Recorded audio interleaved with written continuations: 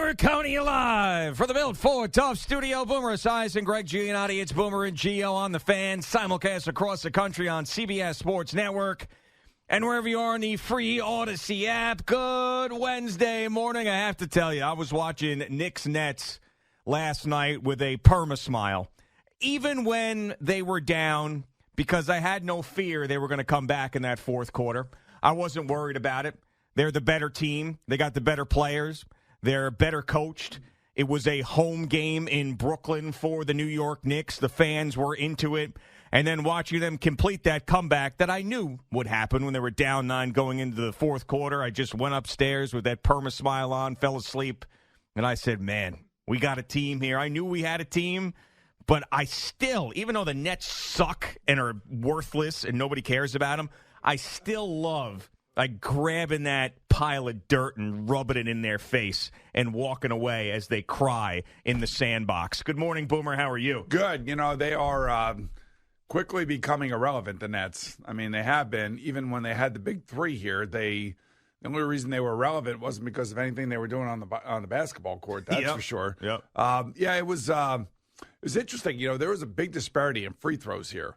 You know, I think the Knicks were like 18 of 19, and I want to say the Nets only had 4 free throws, or only made 4 or 5, or something like that. Yeah. I mean, there was a real disparity in that area, but even with that, it was like the Nets couldn't hit a shot the last 3 minutes of the game. That's right. And that's basketball. That's the NBA. Who's making a shot and who's not making a shot, and it's pretty much that simple. And I will say, as a Knicks fan, I could go on record. You got to wait until the end of the season to see what this record looks like. But this could be their best team in 25 years. It could be. Yeah, and to be that, you know, they're going to have to, and obviously 1999 was when they went to the finals, so you'd have to at least get. I would say 2000 from 2000. Forget 99. Let's talk about 2000 on. 2000 on. Yeah, I mean you have to win a playoff series, which they did last year, and I think this team, because they made it to the second round, it was a competitive second round against Miami. You got to at least get to the conference final the way the team is constructed now. And who knows, maybe trade deadline, the roster's even better and the expectations are higher. I mean, you see teams panicking in the Eastern Conference like the Milwaukee Bucks, who fire their coach at 30-13 because they feel like they're not going to be able to get to the finals as presently constructed with him as the coach. I mean, it's crazy. That is strange. Well, I mean, reading into it, it's not as, it's strange at face value. But basically, they had hired that coach prior to getting Damian Lillard. And if this is what Woj was saying, too, which makes a ton of sense, that if Damian Lillard got there and the head coaching job was open at that point, they probably would have had a different coach. There's like no way that Lillard and Giannis together, they would have gone in that direction. So now they're like, we need a veteran coach. We need somebody who's going to hold them accountable defensively because they've been terrible defensively. And if we can't play defense in big moments, we're not going to win a championship. So pull the plug. That is unbelievable. I mean, like I thought there were going to be some other issues or something. And then when you read into it, and you understand that this guy was in over his head. Yeah, basically. I mean, even though he's been an NBA lifer, it feels like he's been in the NBA for like 18 years or 16 or 18 years. He was a guy who couldn't be a head coach. And it looks like they're going to go with Doc Rivers. And he had lost the locker room, apparently. The craziest part about this Buck situation is they hired Patrick Waugh to replace him, which is even crazier. No, Doc Rivers is probably going to go there. And Doc Rivers, of course, had his failures and disappointments in the postseason with the Philadelphia 76ers, and they're going in that route. We know that he won with the Boston Celtics, but it felt like they needed a veteran head coach. But you know, the Eastern Conference still has great players. It has great teams, but, I mean, the Knicks are just so solid. How about what the Heat just did, though? The Heat just made a trade. Yes. And everybody's wondering whether or not the Knicks are going to go after Kyle Lowry and everything else. I don't necessarily know that's what they need. I mean, we all kind of know what they need, and right now they're playing kind of minus a center, really. I mean, something of, so even though the guys, Achua and Sims played last night, I mean, that ain't going to get it done. No, and that's why I think the news that Mitchell Robinson is probably going to come back towards the end of the season now and not being out for the year and out for the playoffs is huge, because a healthy Mitchell Robinson gives you that guy that you feel like can, obviously, how many games did they lose down the stretch? And they're on a 4-game winning streak now, though, but where they couldn't get a rebound.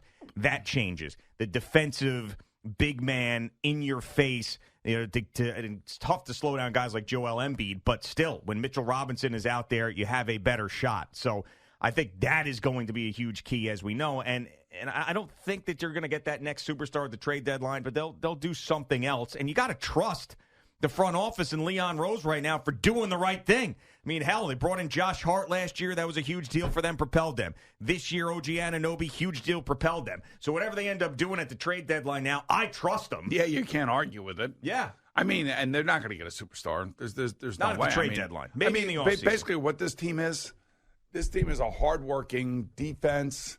They do share the ball. Let's face it. And as I watch what goes on in Toronto compared to what happened here with the Knicks since the trade, I mean, it actually has turned out to be a no-brainer. Oh, I mean, yeah. Literally a no-brainer. I mean, it's like, okay, we let guys go that we like, but now all of a sudden the team dynamic changes, the game changes on the floor. And if Jalen Brunson is the engine. He's the guy that makes it all go. And I think that Julius Randle has obviously deferred a lot to him over the last year and a half, which is good, which is exactly what we were hoping for. Yeah. Because we didn't want to see Julius just dribbling the ball and taking bad shots. And his bad shot selection has been minimized because he doesn't have the ball as much. Yeah, and I know that he has been a dominant force offensively in the past for the Knicks. And that year when they first went to the playoffs, it was all him and all NBA and MVP chance and all of that. But this version of Julius Randle is the best basketball that he's ever played. And it's all because of Jalen Brunson, because the pressure is off him. And it took, a year and a half for him to really settle into that role because it wasn't completely like that last year. But now he's figured it out. And I think that he probably prefers this too, because he didn't seem like he could handle all of it on his shoulders when he was the guy, when he was the main guy. And then those bad games would pile up and he would grind against the fan base and it would just be a problem. And now he's like, and not that he's a role player, he's a great player, but his role is different and the pressure is off him a little bit and he has thrived. And Jalen Brunson is putting him in the perfect places to succeed. And now they're attached at the hip. And it's great to see. And it also is, I see it looks like a thinner Julius Randle. Yeah, I would agree. And especially the way he was running the court at the end of the game yesterday. Yeah. I mean, he only had one really bad play late in the game where he had the ball stolen away from him. But other than that, he's I got to give him credit. If we're gonna kill him like 2 years ago. Well, even at the end of last year, with the screaming at the referees, with the pouting on the bench, with all the stuff that was going on with the fans, he's come out of it due in large part to, I think, this group of guys that now are on the team and have taken the pressure off him. He's still their lead guy. Don't get me wrong. I mean, the ball is always in Brunson's hands, and it should be, especially late in the game. And then he'll find Julius if he needs to. But I don't know. It's actually a pleasure to turn it on and watch defense and watch hustle and watch. This is a game that probably 2 years ago they would have lost. Yes, down 9 in the fourth quarter against a bad basketball team. They didn't look right really the entire game until they sprinted by him in the fourth quarter. I would agree with that. And I got a text yesterday after the show from Evan Roberts, who offered me a ticket to this game. He goes, I know it's a long shot, but we have an extra ticket. It's me, it's Tiki, it's Loogie, it's Morash. Would you want to go? Oh, I like it. So I like that kind of thing. Yeah. I mean, reaching out to our show and seeing if you want to go and yeah, hang out with the guys. I mean, I thought it was great. That's a very nice thing that Evan did there. I thought it was great. And I know you probably won't believe me, but if I didn't have had a different circumstance at home because Gina is sick and she's just not being able to handle all the situation with the girls and everything they have to do right now, so I had to be home. But I would have seriously considered putting in the time to get to Brooklyn, stay over, and then come in from the city because I wanted to see the Nets fans, and Sean Morash, the Nets fan too, and Evan just sit there and stew in it. You mean like the 4 Net fans that showed up for that game last night? That was a Knick game last night. It was a Knick home game. But to be around Evan and other Nets fans that I know and to see that is it's the greatest. Because during that time, and I understand why they got cocky, But during that time, when Kevin Durant and Kyrie Irving came here, they just couldn't wait to take over the city, and nobody cares, and the Mecca's not the Mecca, and we're the number one team, and Brooklyn, all that. Just shut up. Shut up, you losers. It was terrible. Time out. Right, terrible. All right, hold on. Biggest farces in the history of New York sports. Yes, you're right. Idiots that came in here. James Harden, too. So losers.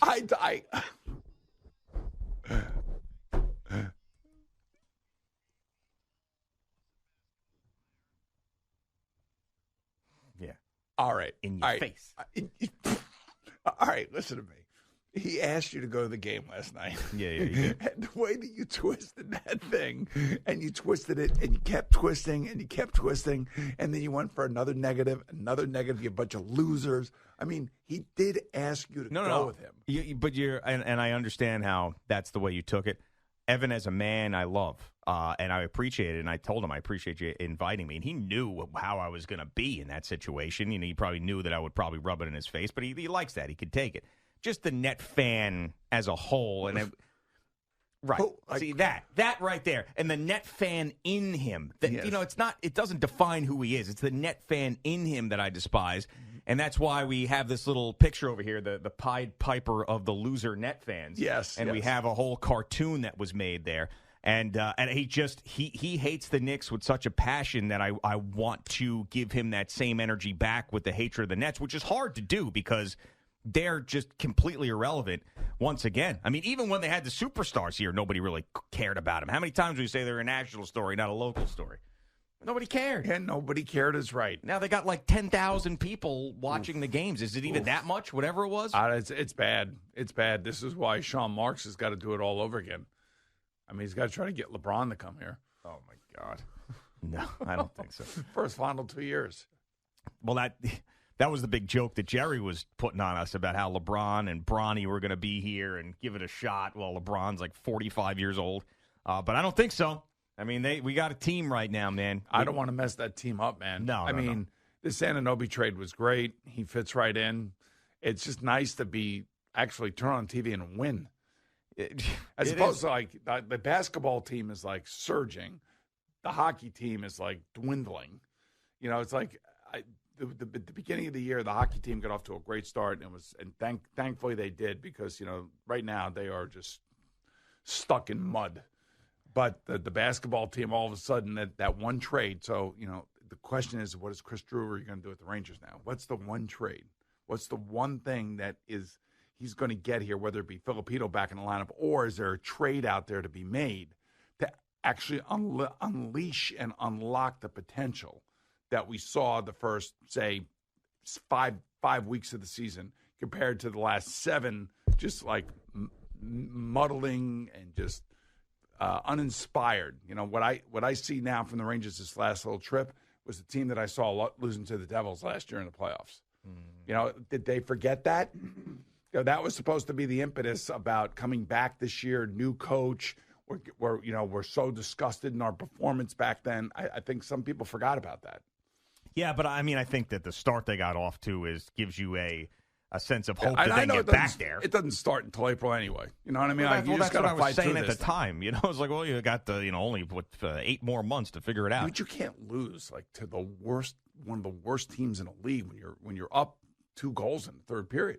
San Jose last night, yeah. Just can't do it. Just can't have it happen. Yeah. I mean, they went out on a trip, played four games, a potential of 8 points. They come home with 3 points against 4 teams, and I know Vegas is one of the best teams, but who are missing a number of key players, and got housed by them, go play a team that was just in an awful state. They lose to them. Then they have to come back and beat a horrendous Anaheim team, and then they lose in overtime to a crappy San Jose team. Yeah. It's unacceptable. Got to get into the playoffs. Once you get into the playoffs, you got to get your hot goaltender. Oh, boy. And you got to have a good power play. I'll tell you this. That's what you got to do. Maybe we will. And by the way, 2 more games, and then they go on a 7-day hiatus.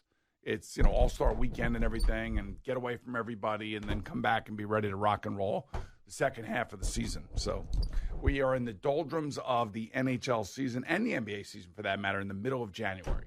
Yeah, but it doesn't feel like doldrums for the Knicks. No, right I know now, it doesn't. man. But you know why? I mean, because they made a trade. Yeah. And that trade has worked out just like the Josh Hart trade worked out last year. Yeah, and this one even bigger and better than that. I mean, it really is. What are they, 10-2 now, I think, since he's been a Knick, OG Anunoby. So it's fun. It's great. I don't know where it ends up. I don't think, this is the year that they win a championship. But, my Lord, I mean, how many terrible regular seasons, meaningless regular seasons have we gone through, looking at Tankathon, hoping they're one of the 3 worst records, all of that. I mean, now you've got legitimate, fun, regular season basketball with a team that plays playoff-like basketball most of the time in the regular season. Now, some people will knock that with Tom Thibodeau because it's like you're using too much energy in the regular season, but they actually play defense in the regular season. So you're not watching a team that's mailing it in and standing around and then turns it on in the playoffs. I mean, they play their asses off every night. They play hard for each other. That's all I've been screaming about since I've ever sat behind this microphone. That's right. Just please play hard. Please play some defense. Don't play selfishly, and they're not. And I think a lot of that is a credit to Leon Rose somehow getting Jalen Brunson here. That to me, we haven't had a point guard like that since Walt Frazier. I don't care what anybody says. I mean, this guy is in the middle of his prime, and he's playing like it. All right, Boomer and Gio just getting started on this Wednesday morning. Jerry joins us in just a couple of minutes.